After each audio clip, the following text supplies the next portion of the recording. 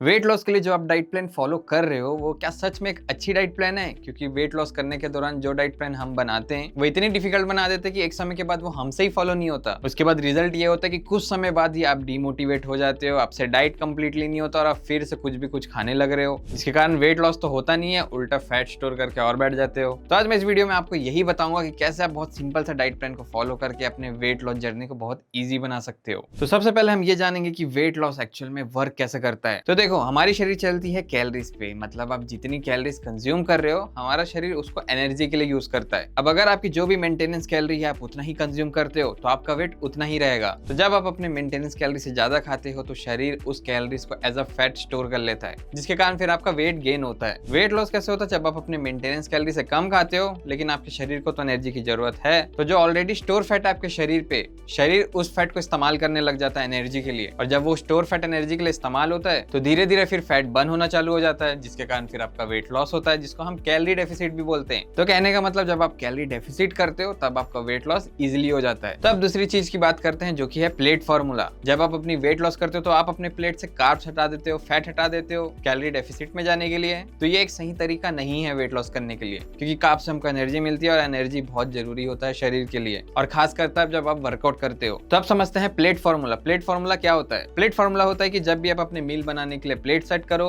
तो उसमें protein, carbs, fat और फाइबर, ये चार चीज जरूर होना चाहिए, तब जाके आपका मील कंप्लीट होता है। अब प्रोटीन क्यों चाहिए रहता है? क्योंकि प्रोटीन आपके डाइजेशन को स्लो कर देता है, जिसके कारण आपका देर तक पेट भरा हुआ रहता है, जिसके कारण आप या तो ओवर ईट नहीं करते या अननेसेसरी चीज नहीं खाते। उसके अलावा प्रोटीन बॉडी की बिल्डिंग मटेरियल भी है, तो वो आपके मसल को ग्रो भी करता है और जो डैमेज मसल है उसको रिकवर भी करता है। अब जो दूसरी चीज है वो है कार्ब्स, यानी कि कार्बोहाइड्रेट। लोग कार्बोहाइड्रेट से बहुत ज्यादा डरते हैं, वो सोचते हैं कि अगर हम कार्बोहाइड्रेट हटा देंगे अपनी प्लेट से टोटली तब जाके हमारा वेट लॉस होगा, जबकि ऐसा नहीं होता। जब आप अपना वेट लॉस करते हो तो आपको एनर्जी की बहुत ज्यादा जरूरत होती है। उस समय में अगर आप अपना कार्ब्स हटा दोगे टोटली तो आपको एनर्जी नहीं मिलेगी, फिर वो एनर्जी शरीर आपके मसल से लेगा, जिसके कारण आपका मसल लॉस होगा और आप वेट लॉस के दौरान बहुत ज्यादा कमजोर दिखने लग जाओगे। इसलिए कार्ब्स भी बहुत ज्यादा इंपॉर्टेंट हो जाता है वेट लॉस की जर्नी के दौरान। अब तीसरी चीज आ जाती है फाइबर। फाइबर होता है वेजिटेबल या फिर सैलेड में। ये आपकी प्लेट में इसलिए इतना ज्यादा इंपॉर्टेंट हो जाता है क्योंकि ये करता है आपके डाइजेशन को स्ट्रॉन्ग, और जब आपका डाइजेशन अच्छे से होता है तो न्यूट्रिएंट्स अच्छे से अब्सॉर्ब होते हैं, और न्यूट्रिएंट्स जब अच्छे से अब्सॉर्ब होते हैं तो आपके शरीर पे जल्दी रिजल्ट दिखने लगता है। और साथ ही साथ फाइबर्स वाले फूड यानी कि वेजिटेबल या फिर सैलेड में कैलोरीज भी कम होता है। अब जो चौथी चीज आ जाती है वो होता है हेल्दी फैट्स।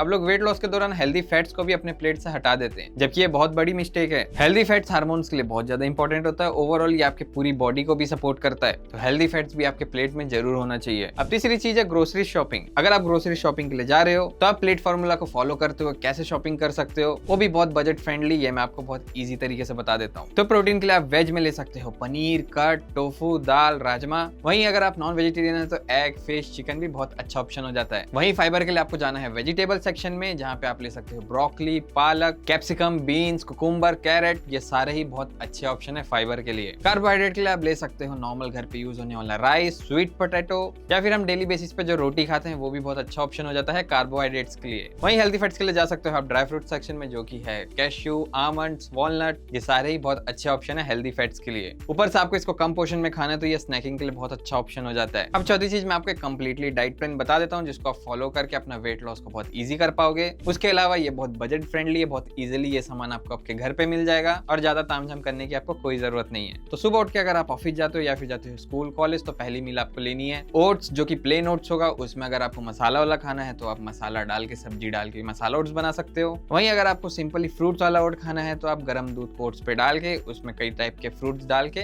फ्रूट वाले ओट्स खा सकते हो। उसके अलावा मल्टीग्रेन ब्रेड या फिर होल व्हीट ब्रेड के साथ आप 4 अंडे के ऑमलेट भी खा सकते हो। और अगर आप चाय कॉफी भी पीते हो तो आप वो भी ऑप्शन पे रख सकते हो। बस मेक श्योर करना कि अगर आप कॉफी पीते हो वो ब्लैक कॉफी हो और चाय पीते हो तो वो ग्रीन टी हो। लेकिन अगर आपको फिर भी दूध वाली चाय पीनी है तो आप उस पे या स्टीविया डाल सकते हो, जैगरी डालना है तो जैगरी डाल लो, नहीं तो मैं आपको यही रेकमेंड करूंगा कि आप बिना शक्कर के ही चाय पियो। अब थोड़ी देर बाद अगर आपको फिर से भूख लग जाती है तो उस केस में आप स्नैकिंग के लिए थोड़े से ड्राई फ्रूट्स खा सकते हो, 1 एप्पल खा सकते हो या फिर 1 बनाना खा सकते हो। अब लंच में खाना है आपको 2 रोटी, थोड़े से चावल, दाल, और अगर आप वेजिटेरियन हैं तो पनीर रख सकते हो, टोफू रख सकते हो, और अगर आप नॉन वेजिटेरियन है तो उस केस में आप चिकन या फिर अंडे ले सकते हो। बस साथ में सैलेड ऐड करना बिल्कुल मत भूलना। लंच करने के बाद अगर आपको फिर थोड़ी देर में भूख लग जाती है तो आप बटर मिल्क पी लेना, जिसको हम छाछ भी बोलते हैं। ये आपके डाइजेशन को भी बरकरार रखेगा, उसके अलावा आपका पेट भी भरा भरा लगेगा। अब डिनर पे आपको ध्यान ये रखना है कि आपको ज्यादा हैवी डिनर नहीं करना है। आपको खाना है सिर्फ 2 रोटी, जिसके साथ आप सोया चंक्स या फिर पनीर या फिर टोफू ले सकते हो अगर आप वेजिटेरियन हो। और अगेन अगेन अगर आप नॉन वेजिटेरियन हो तो chicken breast is a good option.